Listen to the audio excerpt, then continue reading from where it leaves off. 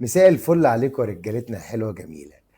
انا عايزين نعمل هاشتاج اسمه حد يلغي الجولة ال 12. بالله عليكم عايزين الجولة الجاية تتلغي يا جماعة. التوقف الدولي ده دمرنا، احنا اتدمرنا كلنا. مفيش حد هيطلع سليم من التوقف الدولي ده. انا مش شايف فيه ايه، بص كل حاجة بتتكسر في التوقف الدولي، فمش منطقية يعني. يعني ايه اصابة جبريل وتيمبا وطالع مش عارف تعبان مربوط متعور في رجله، وكاليفوريا طالع برضه مش عارف بيشتكي من ايه، وعندك قدوس طالع برضه مش عارف فيه ايه، وفي ايه يا جدعان؟ كمية اصابات، وسيمينيو اللي اختفى وقلنا خلاص اتصاب وطلع اصلا كان في الهاني مول بيتقدم لصاحبته، مش عارف ايه ده. تقريبا كلنا هنبقى محتاجين نفس الماينصات اللي انا كنت بفكر فيها، فاهم؟ انا كده كده كنت ناوي اعمل ماينس 8 يعني، عشان انا تعبان من فريقي وعايز اعمل اي تشكيل يغير الشكل العام اللي هو مرتاح فيه. وبالمناسبه احنا معانا لغايه الجوله ال 16 يا جماعه، ما حدش يعز على نفسه تغييره. الناس تغير وببرشاتها بقى غير برأي ليه بقى؟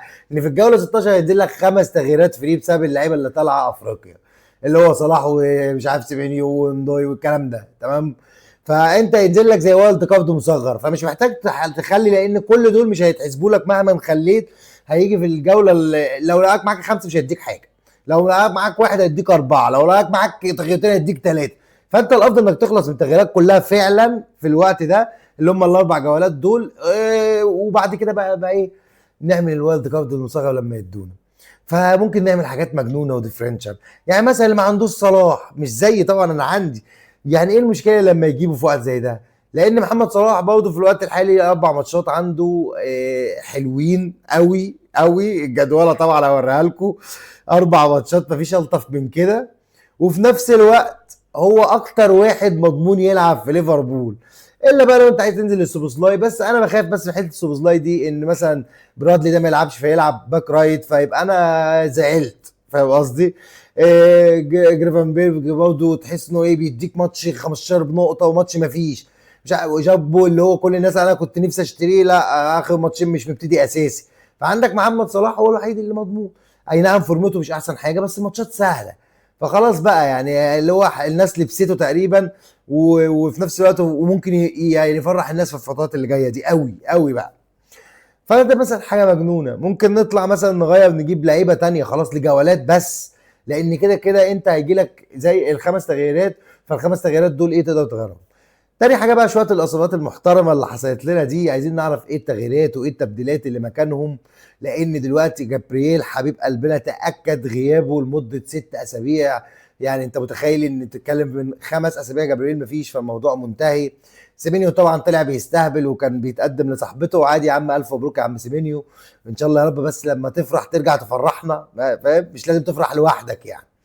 واسمه ايه ده؟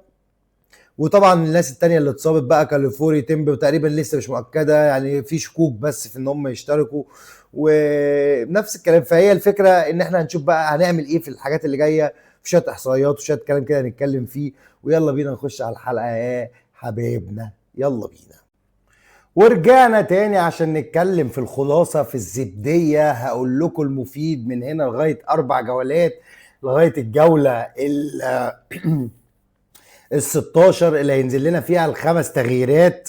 فانا دلوقتي عملت لكم حاجه لطيفه قوي، عملت لكم جدوله للفرق، ال7 فرق اللي جدولتهم يعتبر سهله الفتره الجايه، بحيث نعرف برضو هنستخدم الخواص ازاي، عشان ده مهم. اللي لسه بقى معاه خواص زي تريبل كابتن، فري هيت، بنش بوست.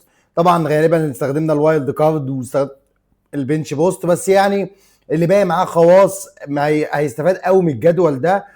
وكمان اللي مش باقي معاه خواص وعايز يعمل تغييرات هيستفاد برضه من ده، فهو مفيد لكل الناس. وتاني حاجه ان انت هتعرف التبديلات والتغييرات مكان اللعيبه اللي اتصابت، ومين اللعيبه اللي المفروض نجيبها في الفتره دي. فزي ما انت شايف دلوقتي هتنزل قدامك الحاجه انا عاملها كده مختصره، فاهم؟ زي ما انت شايف للفرق اللي عندها الماتشات السهله، هم 7 فرق: ليفربول ومان يونايتد وكريستال بالاس بورنموث ارسنال تشيلسي مان يونايتد. انا حاططهم زي بترتيب من الاسهل للاصعب سنه للاصعب، فاهم؟ يعني مش جدوله يعني. في الاسبوع ال 12 عندنا ليفربول بيلاعب نوتنجهام فورست وبعديه ويست هام وبعديه ساندرلاند وبعديه ليدز. مفيش احسن من كده جدوله، وده اول حاجه لازم نركز فيها. يعني مثلا لو عايزين نغير جابرييل اللي خلاص اتاكدت اصابته ل6 اسابيع او 5 اسابيع، عندك ممكن تجيب مكانه فيرجيل فان دايك. احنا لازم نعتمد على دماغه على دفاعهم، هو مش احسن حاجه بس الماتشات سهله جدا.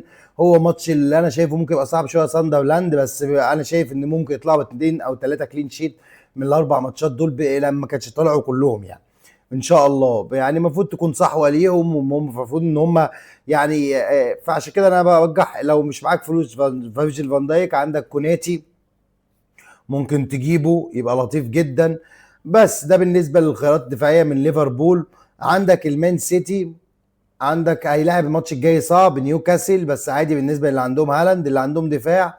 والله انا شايف ان نيوكاسل الفتره دي مش احسن حاجه اصلا وما بتعرفش تجيب جوان كتير، فممكن تسيب الدفاع. بس يعني لو عندك اوبشن تنزل حد يلعب ماتش اسهل طبعا اعملها. ومن بعديه زي ما انت شايف راوند الماتشات جميل قوي، ليدز فولهام ساندرلاند. فده برضو خيار مميز ان احنا ممكن نروح نجيب اوريلي ده اللي هو بتاعهم، بس انا مش واثق فيه بسبب ان ايت نوري رجع تاني ووارد يشترك قبل ما يروح لبطوله افريقيا، ممكن يشترك مره او اتنين فممكن يلعب معاه، فبلاش نبعد عن الدفاع دلوقتي. اللي عايز تجيب ديناروما غير كده لا. وعندك الهجوم بقى، انا شايف ان احنا المفروض نركز في حاجه زي فودن دوكو الايام دي مع هالاند، لان الجدوله جميله ودوكو ابتدى يعني يعمل حاجات حلوه مع المنتخب، ومع في اخر ماتش برضه عمل شغل عالي. فاحنا ليه ما نفكرش فيه تاني في الجدوله اللذيذه دي؟ اي نعم هو بيخيب ظن الناس كلها بس وارد يعني. وفودن نفس الكلام، فودن الصحف كلها بتتكلم كمان مع انجلترا ان هو رجع للفورمه بتاعته، فوارد يعمل حاجه. ده برضه خيارات مميزه للي عايز يغير لعيبه من نص الملعب اللي هي يعتبر مصابه زي انزو فرنانديز اللي هو فيه شكوك حول مشاركته، ولعيبه تانية يعني. تمام. ده بالنسبه لايه؟ ده بالنسبه لتاني فريق اللي هو المان سيتي. بعديه كريستال بالاس، عندك وولفز ماتش سهل، بعدين ما يونايتد ماتش صعب، بعد كده بيرنلي وفولهام برضه جدولتهم سهله. فكده كده مارك جويهي وللاسف واضح انه مش هيلعب لانه كمان اتاكد ان هو ما اشتركش في اخر تدريب، فمش عارف برضه ايه التغييرات. بس انت لو عايز تطلع مارك جويهي لحد جوه الفريق زي ريتشاردز كويس جدا، وهو كاحصائيات هو تاني احسن لعيب بعد سينسي اللي محقق البونص بوينت، فبرضه لعيب كويس و4.5 وتوفر كمان فلوس. لو عايز معاك ازيد طبعا مونيز ما فيهوش كلام، تروح وانت مغمض، ده مش لعيب دفاع ده هجوم اصلا. بس انا بتكلم للناس اللي البادجت بتاعهم على قده فعايز يستفاد اكتر. شوفوا فماتشاتهم جميله طبعا. اشماعيل صار اولويه، اي نعم هو بيدي بس في البطولات الثانيه الكاس ومش عارف ايه، بس بيجي في الدوري بيبقى بطه بلدي. بس وارد ينفجر برضه ويجيب اجوان. وماتيتا اللي عنده الله يبارك له بيه ويحفظه له وانا باصص له فيه، واللي مش عنده لو عارف يجيبه يروح يجيبه طبعا. وهو اصلا لعيب يعني الاكس جي بتاعه توقع الاهداف اللي هيجيبها عالي جدا اعلى من هالاند نفسه، بس هو مشكلته انه بيضيع فرص كتير. بعديه في بورنموث، عندها ويست هام ساندرلاند ايفرتون. تشوف 3 ماتشات عنب. طبعا الخيارات الهجوميه والخيارات الدفاعيه لو ما عندكش سينسي ممكن تروح تجيب بتروفيتش ال3 ماتشات دول. انا عندي بتروفيتش كنت جايبه ولابسه فهكمل بيه ويلا جدولته سهله. واللي ما عندوش سينسي يحاول يروح يجيبه لان الراجل كلين شيت ممكن يجيب مع الضغط الدفاعيه ممكن يجيب لك شويه ارقام حلوه قوي يعني.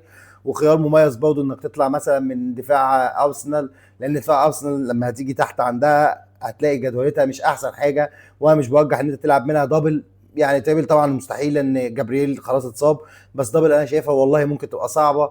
اي نعم دفاعهم قوي بس ممكن يبقى صعب. فبورنموث برضه ممكن تجيب دفاع. وسيمينيو طبعا طلع بيستهبل بعد ما 120 الف مدرب باعوه اول ما جه على علامه صفرة جوه اللعبه، وطلع في الاخر كان معلم في رانديفو رايح يخطب وعايش حياته والدنيا جميله وطرنا كلنا وغالبا هيلعب. فالناس اللي عندها طبعا هتسيبه، واللي مش عندها بالاحصائيات ومن الفريق ده اللي هو ترافورد ده اللي هو اللي جنبه ده في نص الملعب، مش عارف اسمه بس انتوا عارفين. ده برضو بالاحصائيات الكلام كويس جدا جدا يعني. لو انت ايه، لو اتاكدنا قبل الجوله ان ممكن يغيب فعلا ساعتها ممكن نروح للخيار ده. ومع اخر ماتش تشيلسي طبعا ماتش صعب، ممكن تطلع الدفاع بقى وتشوف لها حل لما يجي وقتها بقى. ارسنال زي ما قلت لك الجدوله بتاعتها مش احسن حاجه. عندك سبيرز الماتش الجاي. طبعا سبيرز مش قويه قوي وبتاع، بس لا يعني ماتش برضه مش سهل يعني، فاهم؟ ممكن الكلين يضيع عادي بعد اذنكم. امم بعد كده تشيلسي، بعد كده برينتفورد ماتش لذيذ وسهل، بعد كده استون فيلا. طبعا انا مش معنى كده بقول لك بيع دفاعها كله، بس انا مثلا واحد عندي جابرييل وانا محتاج اصلا دفاعي تعبان، فغالبا هبيعه واعود على الله وهكمل من غيره، ومش شايف جدولتهم صعبه، فان شاء الله بقى ايه ما تظبطش قوي يعني معاهم، وانتوا نصيبكم وانا ونصيبي. بعدها تشيلسي، بعدها بنتفورد، بعدها استون فيلا. ثلاث ماتشات من الاربعه مش سهلين. بس لو عندك ساكا طبعا سيبه، وهو خيار مميز انك حتى تجيبه ساكا عشان فورمته الحلوه. ايزي زي انا لابسه، بس انا نفسي اطلع منه الدوجر رايس، برضه افيد بكتير، وفي ماتش زي سبيرز ده وتشيلسي ممكن تتحل اصلا من الركنيات، وهو حل جميل. وبس. وبالنسبه للهجوم خلاص جيكوريز اتاكد ان هو برضه مصاب، فمفيش خيارات كتير يعني. تشيلسي، بيرنلي ماتش جميل، بعديه ارسنال ماتش صعب، بعديه ليدز ماتش لطيف، وبعديه بورنموث 2-2. فتشيلسي اللي معاه دفاعه ممكن يسيبه، بس في ماتش الارسنال يطلعه، والثلاث ماتشات يلعب بيه. اللي معاه اي هجوم طبعا بيدرو نيتو برضه في علامه تعجب، في شكوك حول مشاركته، وفي لا يعني في مشاكل، بس في مفاجاه جميله قوي هي عوده الكول بالمر. الكول بالمر يا جماعه ده اللعيب اللي انا بموت فيه، اللي خذلنا كتير قوي، بس هو كواليتي لعيب ممتاز قوي. هو رجع للتدريبات ووارد يشارك في الماتش بتاع برشلونه في اوروبا. يعني لو شفناه برضه ده من الخيارات اللي ممكن نروح لها في الجوله ال 16 بعد ما صلاح يطلع، والناس اللي بسعر قيم يبقى عندنا ساكا بالما نعرف نجيبهم بسهوله يعني. وبس. ومان يونايتد طبعا الجدولة بتاعتها تقريبا برضه من اسهل الجدولات بعد ليفربول وبعد بورنموث. عندها ايفرتون، مش احسن حاجه الماتش، بس ايفرتون عادي بتستقبل والدنيا كويسه وممكن ما يجيبوش اجوان. كريستال بالاس هو الماتش الرخم الصعب، لان الفريق فعلا دفاعيا قوي، وهو ده اللي فيه كلام. بعديه ويست هام، وبعديه وولفز صباح الفل. فطبعا خيارات زي مبيمو ده اساسي، لازم لو تعرف تجيبه وش جيبه لو عندك، الله يبارك لك فيه. واحد زي برونو انا مقتنع بيه جدا، ولاعيب اصلا هو الكي باص بتاع الفريق كله وبيعمل حاجه.